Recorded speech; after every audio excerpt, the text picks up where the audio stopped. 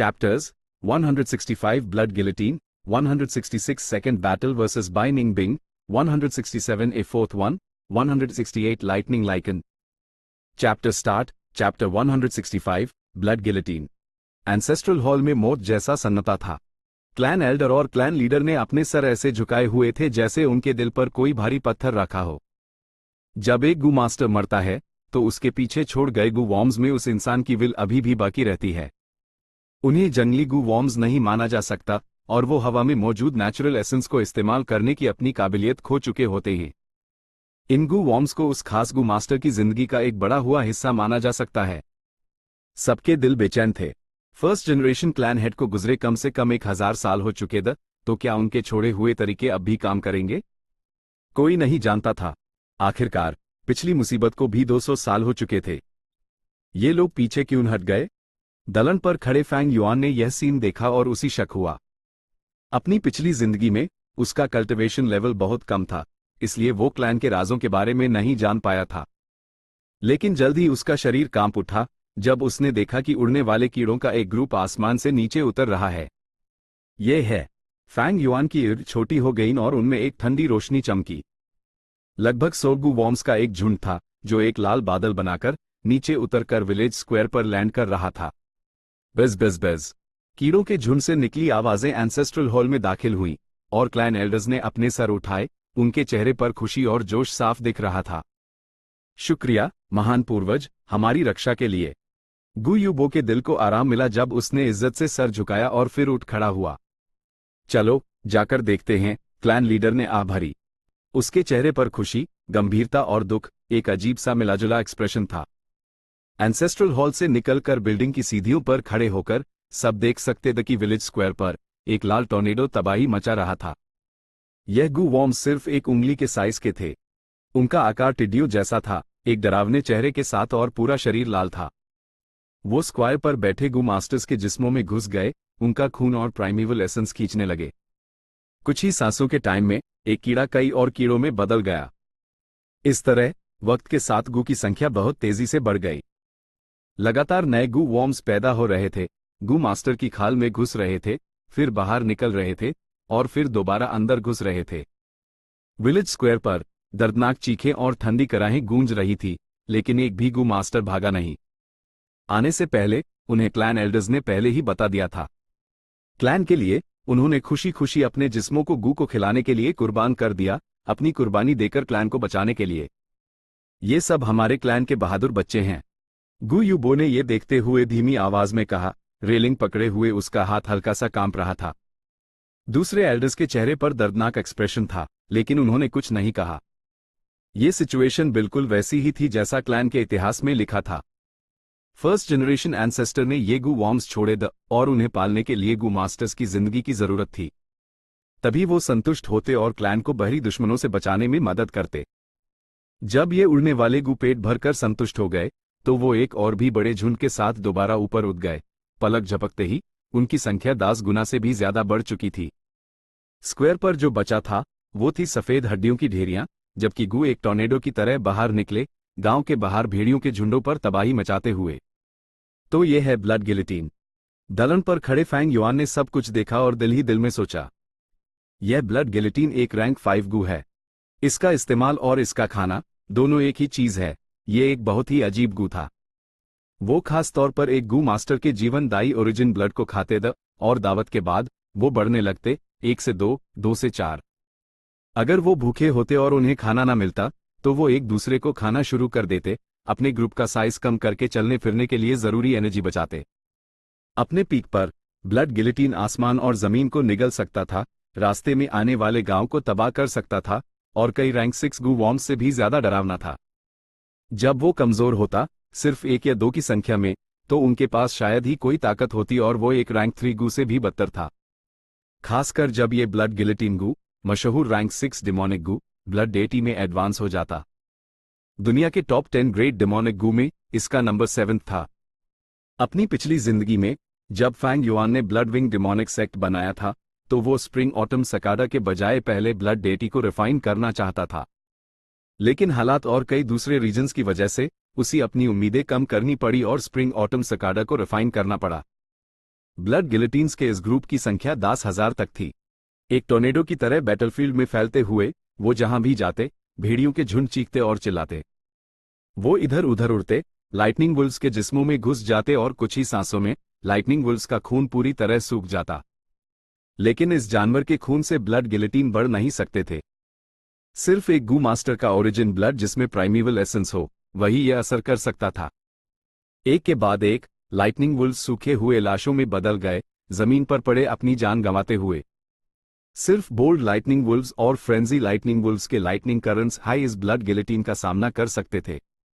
लेकिन वो सिर्फ कुछ ही उड़ने वाले कीड़ों को झटका दे पाते, इससे पहले कि ब्लड गिलेटिन्स की एक भारी भीड़ अन पर टूट पड़ती और उन्हें सूखी लाशों में बदल देती। हाओ! स्टील का जाल पूरी तरह से टूट गया और थंडर क्राउन वुल्फ ने अपनी आजादी वापस पा ली, गुस्से से दहाड़ते हुए। ब्लड गिलेटिन ने USEY देख लिया और तेजी से इकट्ठे हो गए, एक बड़ा सा लाल बादल बनाकर थंडर क्राउन वुल्फ को पूरी तरह से घेर लिया। थंडर क्राउन वुल्फ की पूंछ घूमी और नीले लाइटनिंग करंट्स निकले, जिससे सैकड़ों और हजारों ब्लड गिलेटिन्स राख हो गए। पटाखों के फटने जैसी आवाज आ रही थी। हवा का एक झोंका आया, अपने साथ भुने हुए ब्लड गिलेटिन्स की भयानक जली हुई बदबू लिए हुए। ब्लड गिलेटिन वाकई एक रैंक 5 गू था, लेकिन बिना किसी यूजर के वो सिर्फ सीधा हमला कर सकता था। थंडर क्राउन वुल्फ के पास कई रैंक 4 गूद और कुछ के पास वाइड एरिया अटैक का तरीका था, जो इस ब्लड गिलेटिन का तोड़ था। उड़ने वाले कीड़े एक लाल बादल की तरह घूम रहे थे, जबकि थंडर क्राउन वुल्फ का पहाड़ जैसा शरीर दहाड़ रहा था और तड़प रहा था, एक तबाही मचाते हुए।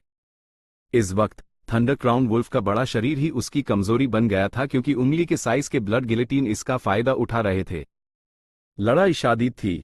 जैसे जैसे बड़ी संख्या में ब्लड गिलेटिन्स जमीन पर गिरते, थंडर क्राउन वुल्फ का कवच टूट गया और कुछ ब्लड गिलेटिन्स अंदर घुसकर बेरहमी से खून चूसने लगे। कोई और चारा न होने पर थंडर क्राउन वुल्फ को अपने ही शरीर पर लाइटनिंग प्लाज्मा छोड़ना पड़ा, ताकि वो इन ब्लड गिलेटिन्स को झटका दे सके। लेकिन इस तरह उसकी ऊपरी मांसपेशियां पूरी तरह से भुन गईं, जिससे पकी हुई मांस की महक आने लगी। भेड़ियों की लहर का गांव पर हमला अब रुक चुका था।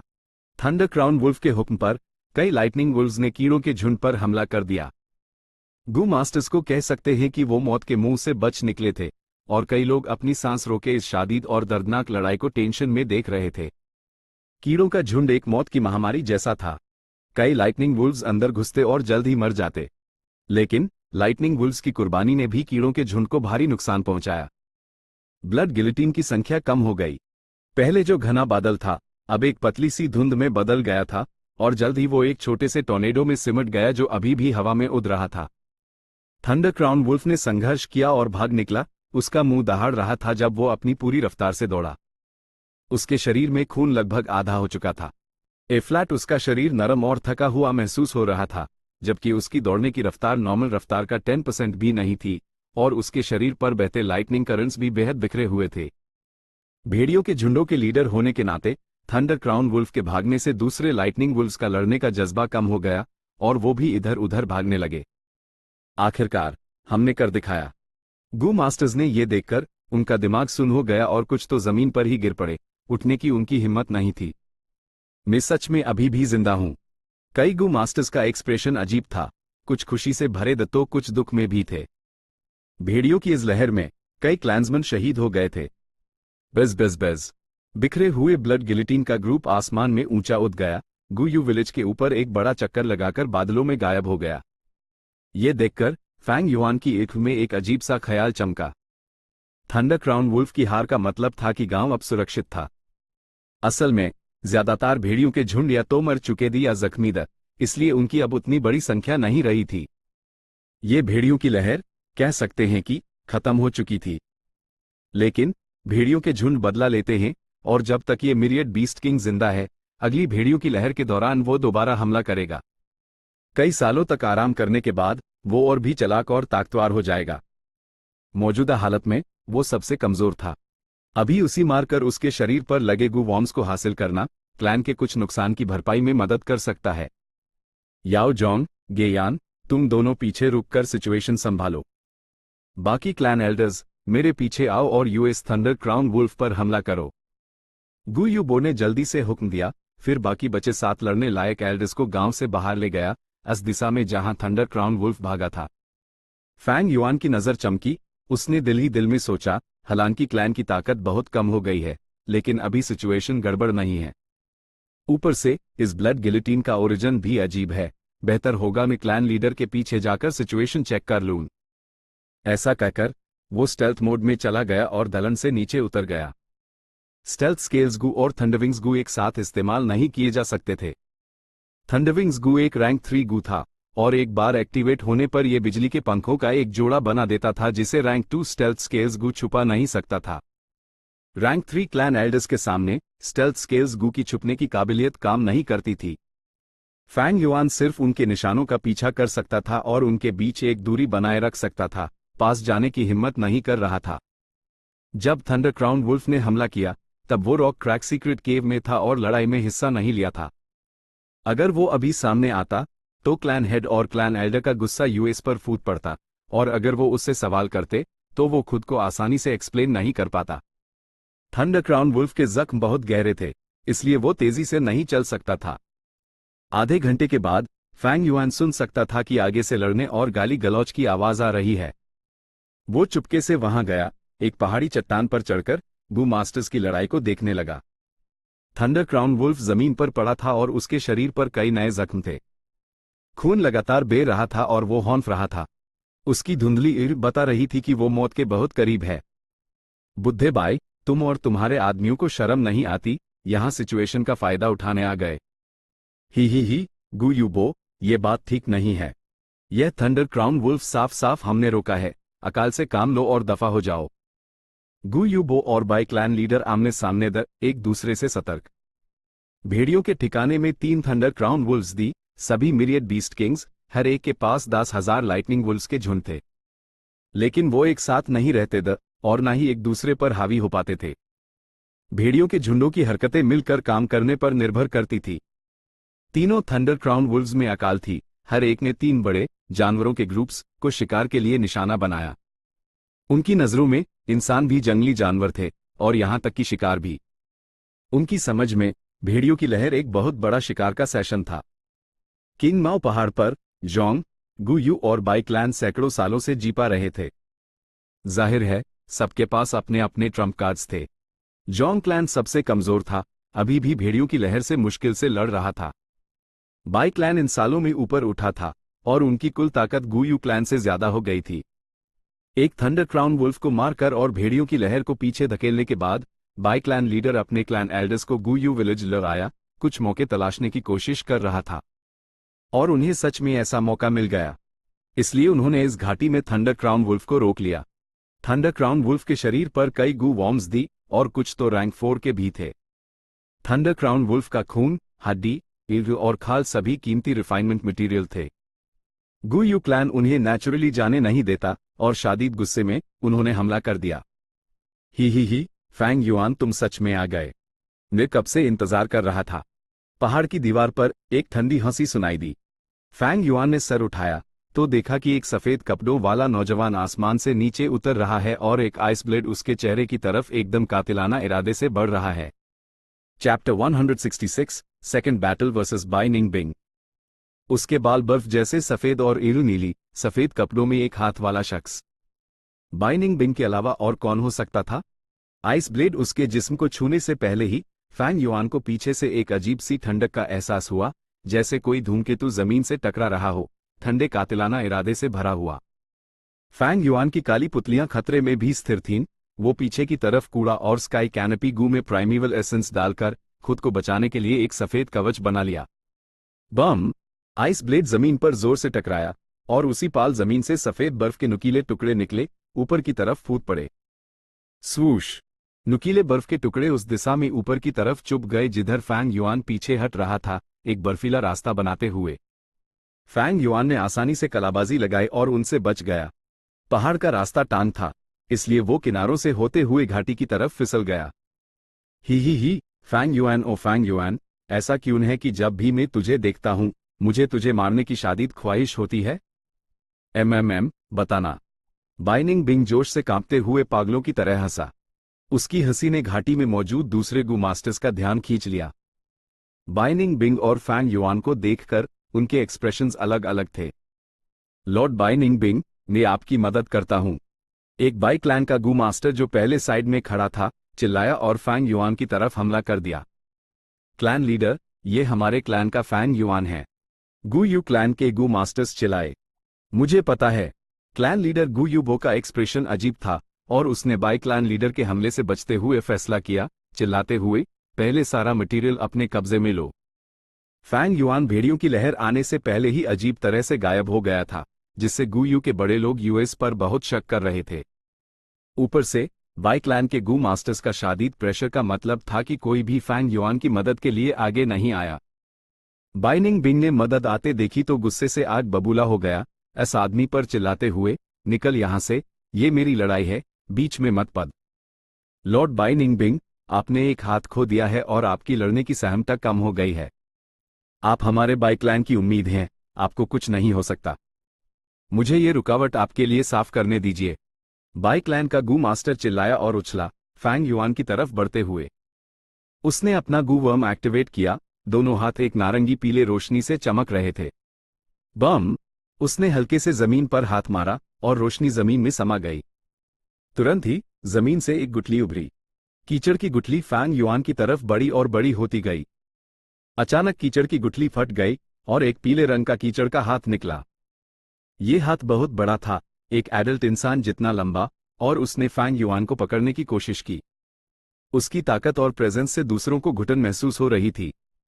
फैंग युआन ने नफरत से एक आवाज निकली। जब उसने देखा कि यह हाथ उसी पकड़ने वाला है और लगभग कामयाब हो गया है, अचानक उसके अपचे से एक गहरी सुनहरी रोशनी निकली, जो एक चमकदार फीते में बदलकर फैंग युआन के शरीर के चारों तरफ लिपट गई। बड़ा हाथ उसके शरीर तक पहुंचा लेकिन इस गहरी सुनहरी रोशनी से मुड़ गया, टूटकर बिखर गया। ओह, ये कौन सा गू वर्म है? बाई निंग बिंग के चेहरे पर हैरानी थी। गहरी सुनहरी रोशनी हटी और गू का असली रूप सामने आया। वो 1 मीटर से लंबा था, 2 मुट्ठियों जितना चौड़ा।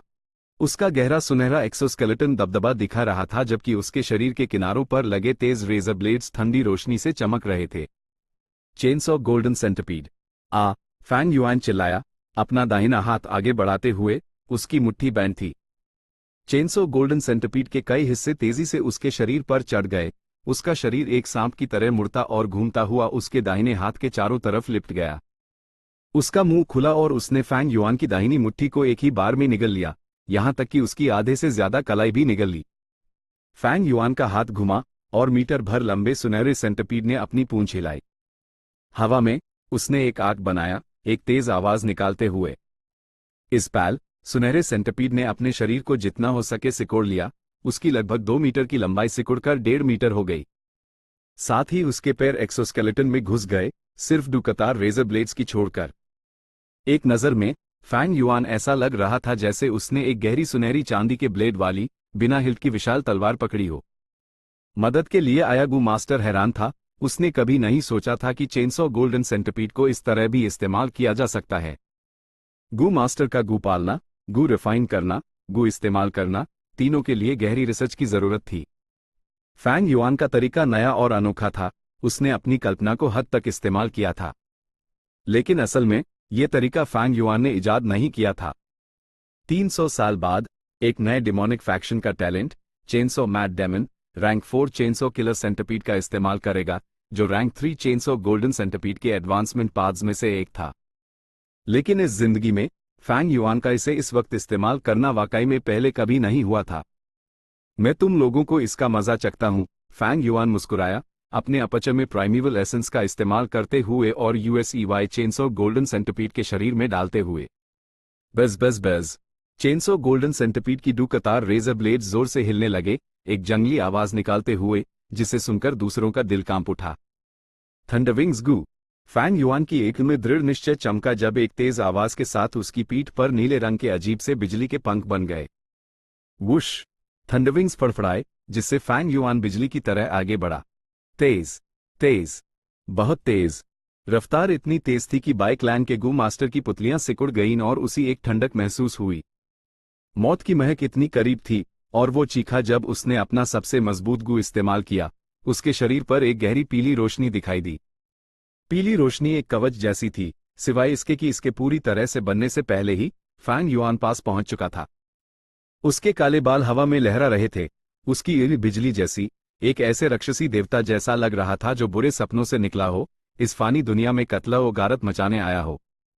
उसकी हरकतें हिंसा से भरी थीं और उसने अपनी मांसपेशियों को पूरी तरह से इस्तेमाल किया। जब वो कास गई, उसने 2 जंगली सूअरों की ताकत को उनकी हद तक इस्तेमाल किया। सुनहरे सेंटिपीड जैसी तलवार हवा में एक सुनहरे साई की तरह लहराई। रेजर्स तेजी से घूम रहे थे, बाइक क्लैन के गू मास्टर की कमर की तरफ बढ़ते हुए। क्रैक! पीली रोशनी का कवच चेनसॉ की मार के नीचे टूट गया। वो पहले से ही पूरी तरह से बना नहीं था। इस पल वो तुरंत बिखर गया। रेजर्स मांस में ऐसे घुस गए जैसे मक्खन काट रहे हों, और जैसे हाईफैंग युआन ने अपनी कलाई घुमाई, कटे हुए मांस के टुकड़े खून के साथ हर तरफ उठ गए। गू मास्टर की रीढ़ एच की हड्डी टूट गई और उसकी आंतें कीमा बन गईं। बाइक क्लैन के गू मास्टर का ऊपर का धड़ हवा में उड़ गया, जबकि उसका नीचे का हिस्सा वहीं का वहीं रहा। प्लोप! उसने अपनी ऊँगली फटी की फटी छोड़ दी, डर से अपने नीचे के हिस्से को देखते हुए शादीद डर और हैरानी में मर गया। इस हंगामे ने दोनों क्लान्स के बीच की लड़ाई को थोड़ी देर के लिए रोक दिया। सबने फैंग युआन की तरफ देखा, हैरान और गुस्से भरी निगाहों से।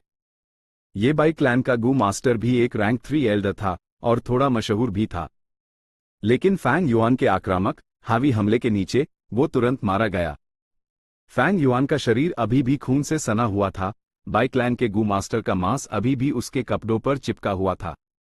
चेनसॉ गोल्डन सेंटिपीड के दोनों किनारे अभी भी तेजी से घूम रहे थे, और ऐसी वहशत के साथ इसने सबको अपनी नजर फेरने पर मजबूर कर दिया। क्या जबरदस्त गूवर्म है! बाइनिंग बिंग चिल्लाया, उसकी ऊँग में पागलपन और जोश था। फैंग युआन, ट्यून मुझे सच में निराश नहीं किया। लड़! वो चिल्लाया, उसका जुनून आग की तरह भड़क रहा था, फैंग युआन की तरफ हमला करते हुए। बकवास बैंड कर! फैंग युआन का एक्सप्रेशन बर्फ जैसा ठंडा था, वो पलटकर जवाबी हमला करने लगा। बम! चेनसॉ गोल्डन सेंटिपीड और आइसब्लेड टकराए। एक कड़क आवाज के साथ रेजर्स ने आइसब्लेड में घुसकर उसी टुकड़े टुकड़े कर दिया। अगले हाईपैल, चेनसॉ गोल्डन सेंटिपीड ने आइसब्लेड को तोड़ दिया और बाइनिंग बिंग के चेहरे के पास से गुजर गया। बाइनिंग बिंग का एक्सप्रेशन बदल गया जब उसने दृढ़ता से आइसब्लेड छोड़ दिया और पीछे हट गया, लगभग 2 मीटर दूर। चेनसॉ गोल्डन सेंटिपीड जब सिकुड़ जाता था तो सिर्फ 1.5 मीटर्स का था। फैंग युआन के दाहिने हाथ को मिलाकर बाइनिंग बिंग तक पहुंचने में अभी भी थोड़ी दूरी थी। लेकिन फैंग युआन ने सोचा, और चेनसॉ गोल्डन सेंटिपीड अचानक लंबा हो गया। ये! बाइनिंग बिंग हक्का बक्का रह गया और इस बदलाव की उम्मीद नहीं की थी। सेंटिपीड की पूंछ से उसके सीने पर चोट लगी। उसकी आइस मसल्स के शरीर को बचाने के बावजूद उसके जिस्म पर एक बड़ा घाव हो गया। उसी पाल उसने एक जोर का झटका महसूस किया और वो लाजमी तौर पर हवा में उड़ गया, अपने पीछे एक बड़ी चट्टान पर जा गिरा। खून चट्टान की सतह पर फैल गया, लेकिन उसकी आइस मसल्स ने जल्द हाई खून बहना रोक दिया। बाइनिंग बिंग जोर से खांसा और उठने ही वाला था, लेकिन अचानक उसने एक गरजने वाली आवाज सुनी। आवाज उसके कान के बिल्कुल पास थी और एक अभूतपूर्व खतरे का एहसास उसके दिल में उतर गया। बाइनिंग बिंग की पुतलियां सिकुड़ गईं, उसने सर उठाए बिना ही पागलों की तरह लुढ़क गया। बम! अगले हाईपैल, चेनसॉ गोल्डन सेंटिपीड आसमान से नीचे उतरा। अपने भारी भरकम अंदाज के साथ वो यूएस जमीन पर गिरा जहां वो एक पाल पहले था। रेजर्स तेजी से घूमे और बड़ी चट्टान टुकड़े टुकड़े हो गई। अगर ये मेरे शरीर पर लगता तो शायद। बाइनिंग बिंग का दिल ठंडा पड़ गया और उसके अपमानित स्वभाव से उठने वाला गुस्सा बढ़ गया। गु यू किंगशू के साथ अपनी लड़ाई के बाद से उसने अपने कल्टीवेशन को दबाना बैंड कर दिया था और यूएसईवाई नेचुरली बढ़ने दिया। हालांकि उसने एक हाथ खो दिया था, लेकिन उसका कल्टीवेशन पूरा था, लेकिन फिर भी वो इस रैंक 3 इनिशियल स्टेज के फैंग युआन से दबा हुआ था। अपमान, जिल्लत, गुस्सा, मार! वो गुर्राया, उसकी कलाई घूमी और उसने आइसब्लेड गू में प्राइमेवल एसेंस डाला, एक बिल्कुल नया आइसब्लेड बनाते हुए। बाइनिंग बिंग को पास आते देख फैंग युआन ठंडा हंसा और पूरी ताकत से हमला किया। उसने ब्लैक एंड व्हाइट बोर गू हासिल कर लिया था, इसलिए उसकी ताकत बाइनिंग बिंग से ज्यादा थी। इस वक्त जब वो चेनसॉ गोल्डन सेंटिपीड घुमा रहा था, तो वो एक पेड़ की शाख जितना हल्का लग रहा था। काटना, चीयरफाड़ करना, घुमाना, मोड़ना, चेनसॉ गोल्डन सेंटिपीड तेजी से घूम रहा था, फैंग युआन के हाथ में एक शहद की मक्खी की तरह चुस्त। कभी वो एक हाथी की तरह भारी लगता, कभी एक बाघ की तरह खतरनाक, और कभी एक सांप की तरह लचीला। सबसे जरूरी बात यह थी कि सुनहरा सेंटिपीड फैंग युआन की मर्जी से चलता था, कभी लंबा होता तो कभी सिकुड़ जाता, कभी सीधा तो कभी टेढ़ा। इससे बाइनिंग बिंग के लिए अडैप्ट करना मुश्किल हो रहा था और वो मुश्किल से ही अपना बचाव कर पा रहा था। वो चीखता और चिल्लाता हुआ धीरे धीरे पीछे हट रहा था, उसका शरीर जख्मों से भरा हुआ था। उसका सफेद लड़ाई का चोगा एक भिखारी के कपड़ों में बदल गया था। फैंग युआन एक काले तूफान की तरह घूम रहा था, उसका चेहरा ठंडा था जबकि वो एक बेहद गहरी तलवारबाजी, चाकूबाजी, कुल्हाड़ी और लाठी की कलाओं का प्रदर्शन कर रहा था। उसने इन सभी कलाओं को एक में मिला दिया था, चेनसॉ गोल्डन सेंटिपीड को एक घटक हथियार में बदल दिया था। एक गू इस बात पर निर्भर करता है कि उसका इस्तेमाल करने वाला कौन है। बहुत खूब, फैंग युआन। बाइनिंग बिंग कई आइस ब्लेड्स टूटने के बाद चिल्लाया। आखिरकार उसी एहसास हो गया कि वो फैंग युआन से आमने सामने नहीं लड़ सकता। उसका शरीर खून से लथपथ था और आइस मसल्स का बचाव लगभग टूट चुका था, लेकिन इसने उसके अंदर के लड़ाई के जुनून को और भड़का दिया। अगर पास से काम नहीं बन रहा तो दूर से ही सही। ब्लू बर्ड आइस कोफन गू। बाइनिंग बिंग ने थोड़ी दूरी बनाई और कई बार थूका। कई उड़ने वाले पंछी अपने पंख फड़फड़ाते हुए फैंग युआन की तरफ उड़े। फैंग युआन घबराया नहीं। एक स्थिर एक्सप्रेशन के साथ उसका बायां हाथ हिला और खून के रंग का मूनब्लेड ने अन आइस बर्ड्स को उनके रास्ते में ही रोक दिया, जिससे वो हवा में ही फट गए। लोग आमतौर पर सिर्फ एक हाथ से मूनब्लेड्स इस्तेमाल करने में माहिर होते थे, लेकिन फैंग युआन के पास इतना लंबा लड़ाई का अनुभव था कि उसका बायां हाथ भी बिना किसी चूक के पूरी तरह से मूनब्लेड्स छोड़ सकता था। बाइनिंग बिंग ने देखा कि इससे काम नहीं बन रहा, तो उसने आइसिकल गू का इस्तेमाल किया। बर्फ के नुकीले टुकड़े उड़े और नीले पंछियों के साथ मिलकर एक हमलों की बौछार बनाई। फैंग युआन का लॉन्ग रेंज अटैक सिर्फ मूनब्लेड था, इसलिए उसने सिर्फ सबसे खतरनाक आइस बर्ड्स को रोकना चुना। आइसिकल्स के खिलाफ वो कुछ से बच गया जबकि बाकी को अपने स्काई कैनपी गू से सह गया। बाइनिंग बिंग को आखिरकार थोड़ी बढ़त मिली और वो अपना फायदा बढ़ाना चाहता था, लेकिन फैंग युआन अचानक ठंडा हंसा और अपना दाहिना हाथ झटका, जिससे चेनसॉ गोल्डन सेंटिपीड अलग होकर जमीन में घुस गया। ये छुपा हुआ खतरा बहुत ज्यादा था। बाइनिंग बिंग इस पर हक्का बक्का रह गया, जोर से गालियां बकते हुए तेजी से पीछे कदम बढ़ा लिए।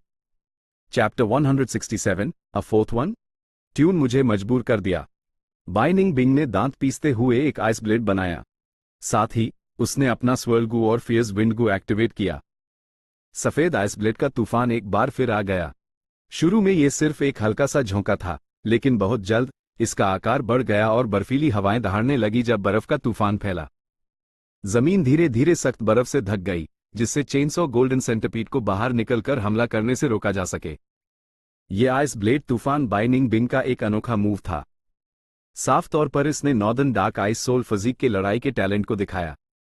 यह ice blade Gu, swirl Gu और फियर्स विंड गू से मिलकर बना था। जब एक साथ इस्तेमाल किया जाता तो ये कुछ ऐसा बनाता जो हमला और बचाव दोनों कर सकता था। बिना डू या डू से ज्यादा डिफेंस गू के एक साथ काम किए कोई इसका सामना नहीं कर सकता था। तेज हवाएं दहाड़ रही थी और आइस ब्लेड्स अपने रास्ते में आने वाली हर चीज को जमा रहे थे। सफेद तूफान एक जागते हुए विशाल जानवर की तरह हमला कर रहा था, अपना मुंह खोलकर फैंग युआन को निगलने के लिए। इन तीन गू को मिलाकर एक खतरनाक हमला करने वाली टेक्निक बनती थी जो हर जीव को जमा सकती थी। स्काई कैनपी गू के बचाव के बावजूद फैंग युआन शायद ही उसी रोक पाता। तूफान पास आ रहा था, लेकिन फैंग युआन ने एक नफरत भरी नजर डाली। उसके पीछे के थंडरविंग्स तुरंत फड़फड़ाए, यूएसईवाइज आइस ब्लेड तूफान से बहुत दूर ले जाते हुए। वक्त अब बदल चुका था। अगर ये पहले होता तो उसकी मूवमेंट स्पीड इस तूफान से कम होती, लेकिन अब तूफान उसी पकड़ नहीं सकता था। फैंग युआन की एड़ी में एक चमक थी जब उसने हवा में अपनी दिशा बदली और घाटी की तरफ उड़ गया। आइस ब्लेड तूफान उसका लगातार पीछा कर रहा था। यहां मत आना, दफा हो जाओ। चाहे वो बाई क्लैन के गू मास्टर्स हों या गू यू क्लैन के, दोनों गालियां दे रहे थे और चिल्ला रहे थे। फैंग युआन ठंडा हंसा, अपनी चाल जारी रखते हुए। आइस ब्लेड तूफान का प्रभाव बहुत जबरदस्त था जब वो फैंग युआन का पीछा करता रहा और बाइनिंग बिंग की हंसी अंदर से सुनाई दे रही थी। आगे बढ़ने की सोचना भी मत। एक बाइक लाइन के गू मास्टर ने फैंग युआन का रास्ता रोका। फैंग युआन का हाथ झुका और जमीन से एक मोती और लंबी सुनहरी लकीर उछली और उसके दाहिने हाथ पर आ गिरी, एक बड़ी तलवार की तरह। बज बज बज। रेजर्स की भयानक आवाज ने बाइक लाइन के गू मास्टर की पलकों को कांपने पर मजबूर कर दिया। फैंग युआन ने अपने दाहिने हाथ में चेनसॉ गोल्डन सेंटिपीड पकड़ा हुआ था जबकि उसके बाएं हाथ में खून की रोशनी चमक रही थी। वो ब्लड मून गू इस्तेमाल कर रहा था लेकिन छोड़ नहीं रहा था। उसका शरीर एक सफेद रंग के कवच से ढका हुआ था और उसकी पीठ के पीछे थंडरविंग्स चमक रहे थे। उसके काले बाल हवा में उड़ रहे थे और उसके पीछे एक पहाड़ के आकार का सफेद तूफान था। उसका रूप बड़ा ही हावी था। उसकी ईंग से तेज कातिलाना इरादे निकल रहे थे, जैसे वो रेगिस्तान में से गुजर रहा हो, एक जनरल जिसने 7 जीतें अपने नाम की हों, अपने सभी दुश्मनों को कीमा बनाकर कुचलता हुआ और किसी भी विरोधी को टूटी हड्डियों में बदलता हुआ। बाई क्लैन के गू मास्टर ने एक असंभव दबाव महसूस किया। उसके माथे पर नसें उभार आयम और वो अचानक जोर से चिल्लाया, खुद को हिम्मत देते हुए। लेकिन जैसे ही वो चिल्लाया, ये देखकर कि फैंग युआन बिना रुके उसकी तरफ बढ़ रहा है, वो अचानक चुप हो गया और भाग गया। वो डर गया था। उसके दिल के डर ने उसकी लड़ने की हिम्मत को खत्म कर दिया था। फैंग युआन ने उसकी परवाह नहीं की, बल्कि मरने की कागार पर खड़े थंडर क्राउन वुल्फ की तरफ दौड़ गया। हवाएं चली जबकि उसकी चाल डरावनी थी, और वो जहां भी गया, गू मास्टर्स बचकर निकल गए। थंडर क्राउन वुल्फ ने खुद को फोकस करने पर मजबूर किया, अपना सर फैंग युआन की तरफ घुमाया। उसके दांतों पर बिजली इकट्ठी हो गई। मिरियड बीस्ट किंग का घमंड यूएसईवाई इतनी आसानी से मरने नहीं देगा। मौत के बावजूद भी वो बदला लेगा। फैंग युआन ऐसा लग रहा था जैसे वो थंडर क्राउन वुल्फ से एक उल्का पिंड की तरह टकराने वाला है, लेकिन आखिरी सेकंड में उसने अचानक अपना पैर झटका और आसमान में ऊपर उठ गया, एक तीखे एंगल से घाटी से बाहर उठ गया। वो अभी घाटी से बाहर उड़ा ही था कि उसके पीछे एक जोर का धमाका हुआ। थंडर क्राउन वुल्फ की चीखें आइस ब्लेड तूफान की आवाज के साथ मिल गईं। आइस ब्लेड तूफान जैसा मूव बाइनिंग बिंग का मास्टरपीस कहा जा सकता था, लेकिन इसकी कमजोरियां भी थी। इसे आसानी से इस्तेमाल या रोका नहीं जा सकता था। हाँ, इस तूफान का थंडर क्राउन वुल्फ से टकराना बाइनिंग बिंग के पर्सनैलिटी का भी नतीजा था। थंडर क्राउन वुल्फ सफेद तूफान से बुरी तरह दबा हुआ था। वो पहले ही मरने वाला था, लेकिन अब वो और विरोध नहीं कर सकता था। उसका कवच टुकड़े टुकड़े हो गया और खून और मांस हर जगह उड़ गए। उसकी सफेद हड्डियां दिखने लगी, जो जल्दी ही हड्डियों के चूरे में बदल गईं। Damn it! ये देखकर गू यू क्लैन के सभी लोगों ने गाली दी। बाई क्लैन के गू मास्टर्स ने भी एक दर्दनाक एक्सप्रेशन दिखाया। बाइनिंग बिंग के ऐसा करने से थंडर क्राउन वुल्फ के मरने के बाद उसके शरीर पर कोई भी कीमती लूट नहीं बचेगी। लेकिन बाइनिंग बिंग को इसकी परवाह नहीं थी, बल्कि वो और भी तेजी से घूमने लगा, एक मिरियड बीस्ट किंग को तबाह करने के एहसास का आनंद ले रहा था। गू वॉर्म्स एक के बाद एक रोशनी की किरणों में बदलकर थंडर क्राउन वुल्फ के शरीर से बाहर उड़ने लगे। ये जंगली गू वॉर्म्स सभी थंडर क्राउन वुल्फ के शरीर में रहते थे, एक दूसरे का इस्तेमाल करके साथ में काम करते और जीते थे। फ्लैट जब थंडर क्राउन वुल्फ मर रहा था, तो वो एक डूबते जहाज के क्रूमैन की तरह थे, डूबते जहाज को छोड़कर अपनी जान बचाने के लिए भाग रहे थे। पकड़ो उन्हें, जल्दी, इन गू को रोको! दोनों क्लान्स एक साथ चिल्लाए। सिचुएशन फिर से गड़बड़ हो गई जब क्लैन एल्डर्स ने एक दूसरे पर हमला करना शुरू कर दिया ताकि दूसरे को रोक सकें। दोनों क्लैन लीडर्स खुद को बांट नहीं सकते थे, इसलिए आखिर में सिर्फ 2 या 3 क्लैन एल्डर्स जिनके पास मूवमेंट टाइप गू द घाटी से बाहर उठ पाए। जंगली गू वॉर्म्स हर जगह भाग रहे थे और फैंग युआन ने ध्यान से देखा, उन्हें पहचानने की कोशिश करते हुए। कितने अफसोस की बात है कि मेरा रिकॉन गू अर्थ कम्युनिकेशन एयर ग्रास है, ये मेरी नज़र को बढ़ा नहीं सकता। इस थंडर क्राउन वुल्फ पर एक हीलिंग टाइप गू जरूर होगा, लेकिन मैं उसी पकड़ पाऊंगा या नहीं, ये किस्मत पर है। ये पूरी तरह से किस्मत पर दाव लगाना था, लेकिन फैंग युआन के पास कोई चारा नहीं था। रिकॉन टाइप गू वर्म, वो हर तरह के होते थे, लेकिन अभी उसके पास सिर्फ अर्थ कम्युनिकेशन ईयर ग्रास था। उसके थंडरविंग्स फैले और वो सबसे पास के गू वर्म की तरफ लपका। इस गू का शरीर नीली रोशनी से ढाका हुआ था, दूर उड़ने की कोशिश कर रहा था। फैंग युआन तेजी से ऊपर गया, अपना हाथ खोला और उसी पकड़ लिया। वुश! उसके शरीर से एक तेज इलेक्ट्रिक करंट निकला और फैंग युआन पर हमला कर दिया। थंडरविंग्स बिजली से बने होते हैं, उनमें स्पीड होती है लेकिन लचीलापन नहीं। फैंग युआन ने कराते हुए स्काई कैनपी गू का इस्तेमाल करके इस हमले को सह। वो इस गू को जबरदस्ती पकड़ सकता था, लेकिन उसने समझदारी से हार मान ली। इस गू की काबिलियत पहले ही सामने आ चुकी थी। ये दुश्मनों पर हमला करने के लिए इलेक्ट्रिक करंट्स का इस्तेमाल कर सकता था, इसलिए ये साफ तौर पर एक अटैक टाइप गू था, लेकिन फैंग युआन को एक हीलिंग गू चाहिए था। फैंग युआन ने यूएसईवाई छोड़ दिया और दूसरे गू वर्म के पास पहुंचा। जब वो पास पहुंचा, तो उसने इस गू का रूप देखा, एक शरीर जो हल्के नीले शीशे का बना लग रहा था, हवा में एक अर्धवृत्ताकार खोल के साथ उड़ रहा था जिस पर कछुए की खोल के निशान थे। थंडर शील्ड गू! ये एक डिफेंसिव गू था, जो एक अर्धवृत्ताकार बिजली का शील्ड बना सकता था। फैंग युआन ने एक बार फिर हार मान ली, आसपास देखा और अपना तीसरा निशाना ढूंढा। लेकिन इस वक्त घाटी से एक सफेद साया निकला, एक आइस ब्लेड पकड़े हुए और फैंग युआन का नाम चिल्लाते हुए। फैंग युआन ने आह भरी, जानते हुए कि किस्मत उसके साथ नहीं है। वो सिर्फ सबसे अच्छा विकल्प ले सकता था, अपने बिल्कुल पास के थंडर शील्ड गू की तरफ हाथ बढ़ाते हुए। थंडर शील्ड गू ने एक बिजली का शील्ड बनाया, उसकी अजीब नीली बिजली चमक रही थी जब उसने फैंग युआन के हाथ का विरोध करने की कोशिश की। फैंग युआन ठंडा हंसा, स्प्रिंग ऑटम सकाडा का ऑरा छोड़ते हुए। अचानक थंडर शील्ड गू इतना शांत हो गया जैसे मर गया हो, अपना शील्ड हटाकर जंगल की तरफ गिरने लगा।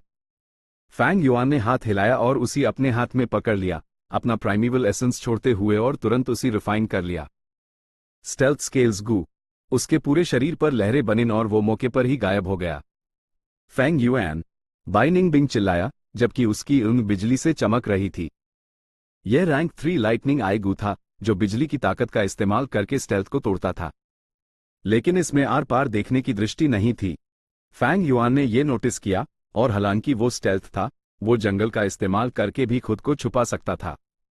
बाइनिंग बिंग की नजर एनवायरमेंट पर घूमी और गुस्से से गुर्राया क्योंकि उसी कुछ नहीं मिला। फैंग युआन ने एक छिपी हुई जगह ढूंढी, तुरंत बैठ गया और तुसीता फ्लावर को एक्टिवेट किया, जिससे उसने प्राइमेवल स्टोन्स उगल दिए। हालांकि वो रैंक 3 था, उसके अपर्चर में सिर्फ 42% प्राइमेवल एसेंस स्टोरेज था, और भले ही पिछली लड़ाई के दौरान उसका पलड़ा भारी था, ये ज्यादा देर तक नहीं चल सकता था। अभी उसके अपर्चर में सिर्फ एक पतली परत प्राइमेवल एसेंस की बची थी, लगभग 3%। गू मास्टर्स को गू वॉर्म्स एक्टिवेट करने के लिए प्राइमेवल एसेंस की जरूरत होती थी। बिना प्राइमेवल एसेंस के गू मास्टर्स की लड़ाई की ताकत बहुत कम हो जाती थी। असल में बेहद गंभीर हालातों में वो मॉर्टल्स से भी बदतर थे। प्राइमेवल स्टोन सिकुड़ते रहे, नेचुरल एसेंस फैंग युआन के शरीर में जाता रहा। उसके अपर्चर में प्राइमेवल सी धीरे धीरे बढ़ने लगा। पहले जब वो रैंक 1 या 2 था और प्राइमेवल स्टोन का इस्तेमाल अपने प्राइमेवल एसेंस को भरने के लिए करता था, तो ये साफ दिखता था। लेकिन अब जब वो रैंक 3 था, क्योंकि गू मास्टर के प्राइमेवल एसेंस की क्वालिटी बहुत बेहतर हो गई थी, ज्यादा प्राइमेवल स्टोन्स की जरूरत थी और इसे भरने में ज्यादा वक्त लगता था। गू मास्टर्स के लड़ने की आवाजें लगातार सुनाई दे रही थी। 8 या 9 मिनट के बाद फैंग युआन ने अपने अपर्चर में प्राइमेवल एसेंस को हद तक भर लिया। वो अपनी छिपी हुई जगह से बाहर आया तो पता चला कि 5 क्लैन एल्डर्स मर चुके हैं। उनमें से 3 गू यू क्लैन से, द डू बाई क्लैन से। हर क्लैन एल्डर क्लैन की संपत्ति था। ये सोचना भी मुश्किल था कि इस बार इतने सारे शहीद हो गए। गू यू बो और बाई क्लैन लीडर की लड़ाई बहुत शादिद थी। वो अपने अपने नुकसान से दिल ही दिल में दुखी थी, इसलिए अपने हमलों में और भी आक्रामक हो गए थे। इसके अलावा जंगली गू वॉर्म्स के आसपास 3 लड़ाई के ग्रुप्स थे। आम गू मास्टर्स के पास जंगली गू वॉर्म्स को पकड़ने के लिए स्प्रिंग ऑटम सकाडा की मदद नहीं होती थी, इसलिए यह मुश्किल था। गू वर्म को पकड़ने के लिए वो भारी हमले नहीं कर सकते थे, बल्कि उन्हें अपनी ताकत का अंदाजा लगाना पड़ता था। 8 से 9 गू वॉर्म्स थंडर क्राउन वुल्फ से निकल कर उड़े थे। ये पक्का नहीं था कि उन्होंने कितने गू वॉर्म्स पाक दे द, लेकिन अभी 3 बचे हुए थे। क्लैन एल्डर्स ने इन 3 गू वॉर्म्स को घेर लिया था, हमला करते हुए वॉर्म्स को रोक रहे थे जबकि दूसरी पार्टी से रुकावट का सामना कर रहे थे। इससे सीन एक स्टेलमेट पर आ गया, कोई भी साइड कुछ हासिल नहीं कर पा रही थी। वाटर केज गू, इसे फंसाओ, एक बाई क्लैन के गू मास्टर ने चिल्लाया, एक पानी का गोला थूकते हुए। गोला आकार में बढ़ता गया जब तक कि वो 2 मीटर से ज्यादा का नहीं हो गया। गू वर्म को पूरी तरह से धक्कर अंदर फंसा लिया। बम! अगले हाइपैल, एक सुनहरा मूनब्लेड पानी के गोले के केज की तरफ उड़ा और उसी जबरदस्ती फोड़ दिया। गू वर्म उठ गया, अपनी जान बचा कर भाग गया। इस गू वर्म को उड़ते देख बाई क्लैन के गू मास्टर ने गाली दी। सोचना भी अजीब था कि उसकी मुट्ठी में आया एक गू वर्म ऐसे ही चला गया। गू यू क्लैन के गू मास्टर्स और भी गुस्से में थे। यह गू वर्म्स असल में उनके लड़ाई के इनाम द, लेकिन अब जब बाई क्लैन ने दखल दे दिया तो वो कुछ हासिल नहीं कर पाए। बाई क्लैन के कमीनों, बेशरम कुत्तों, जहनुम में जाओ। गू यू क्लैन, तुम लोग खत्म हो गए। हमारा बाई क्लैन जरूर उठेगा और तुम सबको जमीन पर कुचल देगा। दोनों तरफ गुस्सा, नफरत और पागलपन था। वो लड़ते लड़ते उनकी एड़ी लाल हो गई थी और उनके दिमाग में सिर्फ लड़ाई ही बची थी। फैंग युआन ने गू वर्म को उड़ते हुए देखा, इसलिए उसके पास दूसरे डू ग्रुप्स को देखने के अलावा कोई चारा नहीं था। उनके घेरे में अभी भी एक गू वर्म था। हो सकता है वहां एक हीलिंग गू वर्म हो, लेकिन इसकी संभावना कम थी।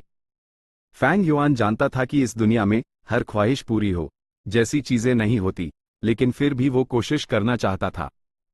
जब वो हमला करने के लिए आगे बढ़ने ही वाला था, तब उसने एक भेड़िए की दहाड़ सुनी, जैसे कोई फौजी ब्यूगल हो जो एक ताल में फैल रहा था, उतार चढ़ाव के साथ। जल्द ही ढेरों लाइटनिंग वुल्व्स पानी की लहर की तरह नीचे उतर आए। बोल्ड लाइटनिंग वुल्व्स और फ्रेंजी लाइटनिंग वुल्व्स की आवाजों की कमी नहीं थी, लेकिन जिस चीज ने सबका एक्सप्रेशन बदल दिया वो था पहाड़ जैसा विशाल भेड़िया। Thunder crown wolf. एक चौथा थंडर क्राउन वुल्फ है? क्लैन एल्डर्स चिल्लाए, वो अब शांत नहीं रह सकते थे। Chapter 168 lightning lycan. भेड़ियों के झुंड आगे बढ़ रहे थे, लहर की तरह अंदर आ रहे थे। हालात बाद से बदतर हो गए और दोनों क्लैन लीडर्स और उनके एल्डर्स के एक्सप्रेशंस बदल गए। हालांकि दोनों क्लैन्स ने भेड़ियों की लहर का सामना कर लिया था, लेकिन ये एक खतरनाक लड़ाई थी और ऐसी जीत थी जिसमें नुकसान भी भारी हुआ था। फ्लैट जब एक नई मजबूत भेड़ियों की लहर आ गई थी, तो उनके पास इसका सामना करने का कोई रास्ता नहीं बचा था। तुरंत ही दोनों क्लैन्स ने अनजाने में लड़ाई बैंड कर दी। रिपोर्ट्स में तो 3 थंडर क्राउन वुल्व्स के बारे में कहा गया था ना? एक क्लैन एल्डर ने घबराहट में चीखा। नहीं, इस थंडर क्राउन वुल्फ को बहुत जख्म है और भेड़ियों के झुंड का साइज भी ज्यादा बड़ा नहीं है। गुयुबो ने खुद को शांत रहने पर मजबूर करते हुए एनालाइज किया। कहीं ये वही थंडर क्राउन वुल्फ तो नहीं जिसने जोंग विलेज पर हमला किया था? एक क्लैन एल्डर ने अपना माथा पीटते हुए चिल्लाया। ये बहुत मुमकिन था और शायद सच भी।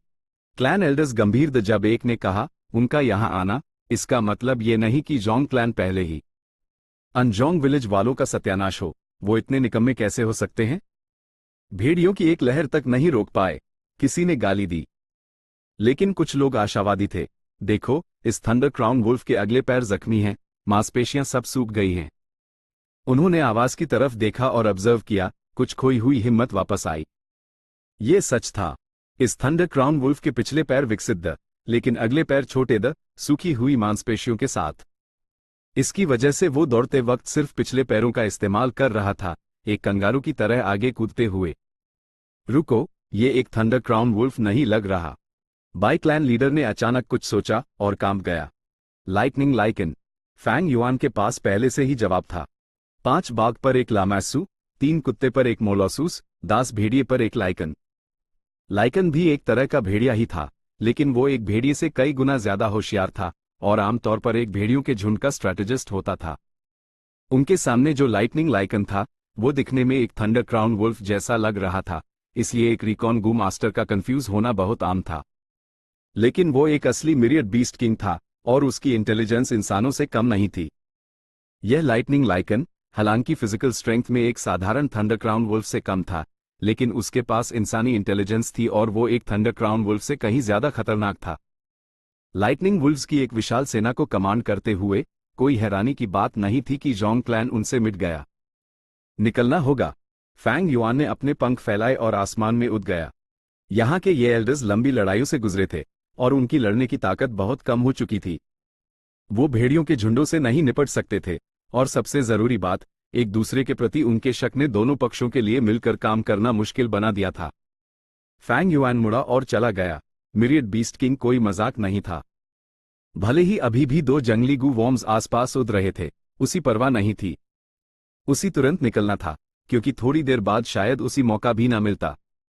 अपनी हद जानना और छोड़ने और हार मानने की काबिलियत रखना, ये दुनिया में घूमने के लिए सबसे पहला क्राइटेरिया था। पीछे हटो, भेड़ियों की लहर बहुत बड़ी है, हम इसका कुछ नहीं कर सकते। गांव वापस चलो और अपनी सुरक्षा की प्लानिंग करो। हालांकि क्लैन एल्डर्स ने अभी तक लाइटनिंग लाइकन की पहचान नहीं की थी, लेकिन सबके मन में पीछे हटने के ख्याल थे। लेकिन इस वक्त लाइटनिंग लाइकन गुर्राया, अपना बड़ा मुंह खोलते हुए। उसके भेड़िए के दांत खंजर की तरह तेज द, और उनके बीच एक काला गोला कहीं से प्रकट हुआ, जो एक पाल में एक काली गेंद में बदल गया। फ्यू! काली गेंद तेजी से निकली, हवा में एक टेढ़ा काला निशान बनाते हुए और जमीन पर जा टकराई। निशाना चूक गया। ये थंडर क्राउन वुल्फ तो गया काम से, इसका निशाना बहुत खराब है। क्लैन एल्डर्स चिल्ला रहे थे, लेकिन फैंग युआन और भी तेजी से उड़ रहा था। बम! काले धुंध का गोला फट गया और यूएस शादीद असर के नीचे काली धुंध हर तरफ फैल गई। रफ्तार ईयू से भी तेज थी। एक छोटे से पाल में इसने 500 मीटर के दायरे को कवर कर लिया। ये रैंक 4 वुल्फ स्मोक गू है। फैंग युआन का दिल डूब गया। उसने पहले ही पाल में सबसे लॉजिकल कदम उठाया था। लेकिन काला भेड़िए का धूर बहुत तेजी से फैला, उसी पूरी तरह से घेरते हुए। तुरंत ही उसी लगा जैसे वो रात के आसमान के बीच में खड़ा है, अंधेरे के अलावा कुछ नहीं देख पा रहा। हर तरफ घना धुआं था, जिससे सांस लेना मुश्किल हो रहा था और बेहद बेचैनी हो रही थी। लेकिन शुक्र है कि उसके पास थंडरविंग्स गू था, इसलिए जब तक वो ऊपर उड़ता रहेगा, वो भेड़िए के धुएं की रंगे से बाहर निकल सकता था। क्रैक! अगले हाई पैल, एक बिजली गिरी। घने काले धुएं को एक बिजली के सांप या गुस्से से भरे ड्रैगन की तरह चीरती हुई 100 ली से ज्यादा का सफर तय करके सीधा फैंग युआन पर हमला कर दिया। लाइटनिंग लाइकन ने हमला किया था। बिजली इतनी तेज थी कि कोई इंसान शायद ही रिएक्ट कर पाता। लेकिन इस नाजुक पाल में फैंग युआन की लड़ाई की प्रवृत्ति उसके विचारों की गाती से आगे निकल गई, पहले हाई रिएक्ट करते हुए। थंडर शील्ड गू, स्काई कैनपी गू।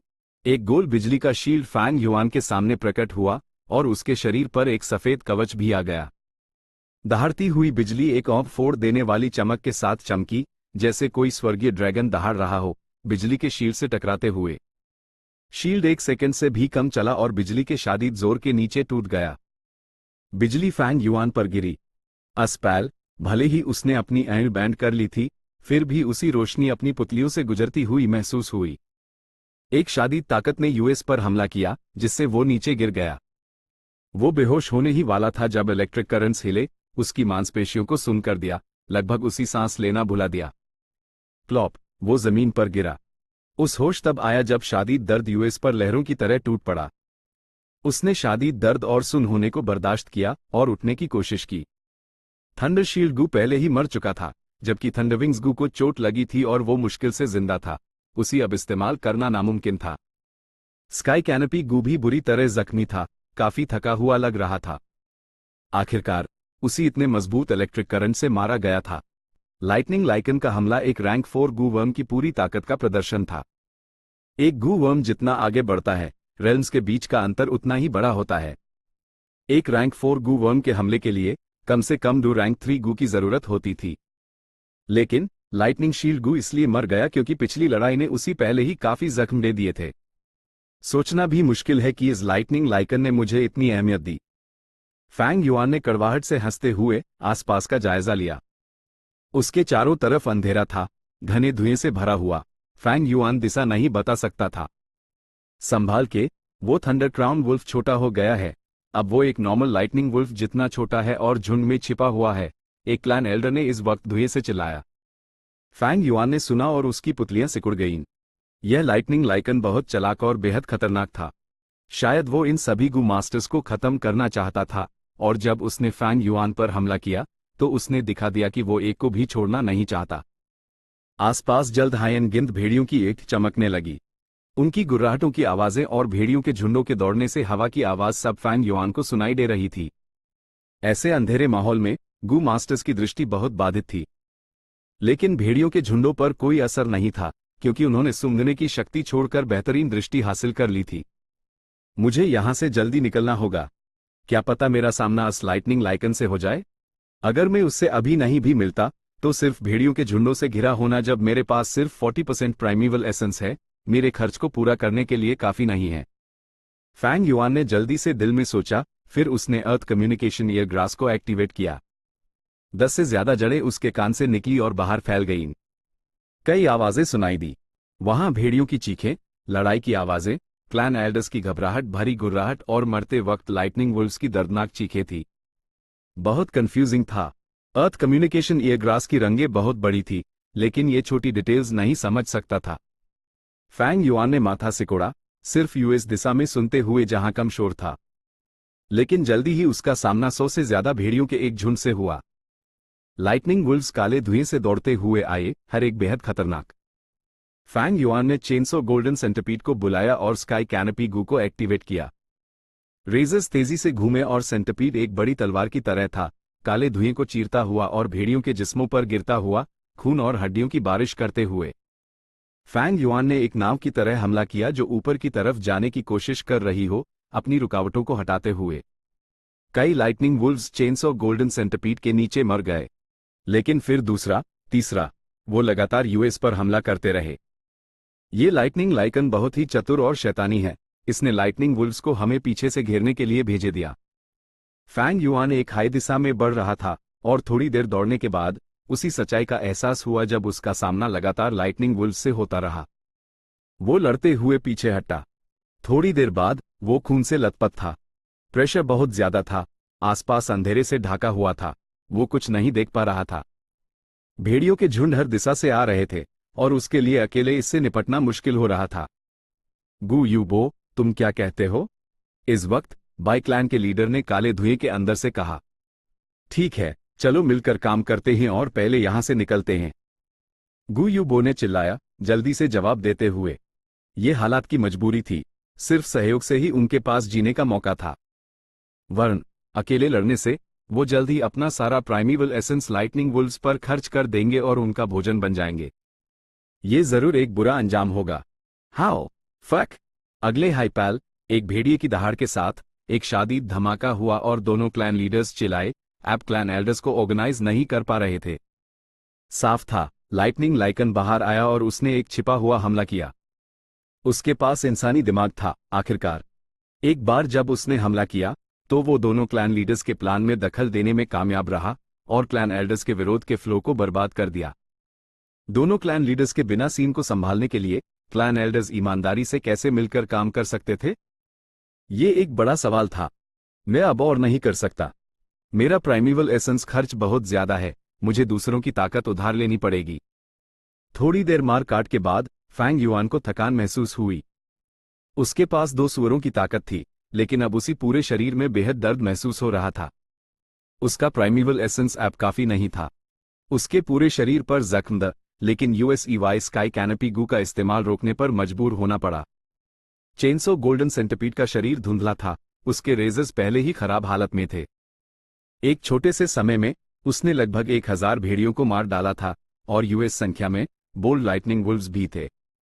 उनमें से कुछ स्टील से भी सख्त, क्योंकि उनके पास एक डिफेंसिव गू था। चेनसो गोल्डन सेंटिपीड अमर नहीं था और बिना रेजर्स के उसकी हमला करने की ताकत बहुत कम हो जाती, जल्दी ही बेकार हो जाता। फैंग युआन ने किसी भी लड़ाई को लंबा नहीं खींचा। वो लड़ते हुए तेजी से आगे बढ़ा। उसने अर्थ कम्युनिकेशन या ग्रास पर भरोसा करके सिचुएशन का एनालिसिस किया। जैसे ही वो एक फ्रेंजी लाइटनिंग वुल्फ के कदमों की आहट सुनता, वो दिशा बदल देता और उनसे बचने की कोशिश करता। Frenzy lightning wolf 1000 beast king था। वो अकेले उससे नहीं लड़ सकता था। एक बार जब वो लड़ाई में फंस जाता तो वो घेरे में आ जाता और वो एक मौत का रास्ता होता। मैं संतुष्ट नहीं हूं। घने धुएं से एक क्लैन एल्डर रोया और उसकी आवाज खत्म हो गई। काले धुएं से भेड़ियों के झुंडों ने हमला किया और कई क्लैन एल्डर्स भेड़ियों के मुंह में मर गए, लाचारी और अपमान में गुर्राते हुए। वे भी ज्यादा देर तक नहीं टिक सकता। फैंग युआन ने मौत की आहट महसूस की, लेकिन वो अभी भी शांत था। जितना ज्यादा खतरा होता उतना ही शांत उसका दिमाग। उसका दिल बिल्कुल नहीं डगमगाया। अपनी पिछली जिंदगी में वो इससे भी बुरे हालातों में रहा था। अभी की सिचुएशन उतनी बुरी नहीं थी। दोनों क्लैन लीडर्स के लाइटनिंग लाइकन से लड़ने के साथ फैंग युआन के पास अभी भी एक मौका था। ओह, आगे लड़ाई की आवाजें आ रही हैं। फैंग युआन ने शोर सुना और अपनी दिशा बदली। वो अपनी हद पर था, इसलिए चाहे वो गु यू क्लैन के हों या बाई क्लैन के गु मास्टर्स, वो दोनों ही उसके लिए उपयोगी थे। मार मार मार। दूर से उसने इस गु मास्टर को चिल्लाते हुए सुना, जो लगातार लड़ रहा था। फैंग युआन दौड़ता हुआ गया और अचानक रुक गया। Bai Ning Bing. Chapter and.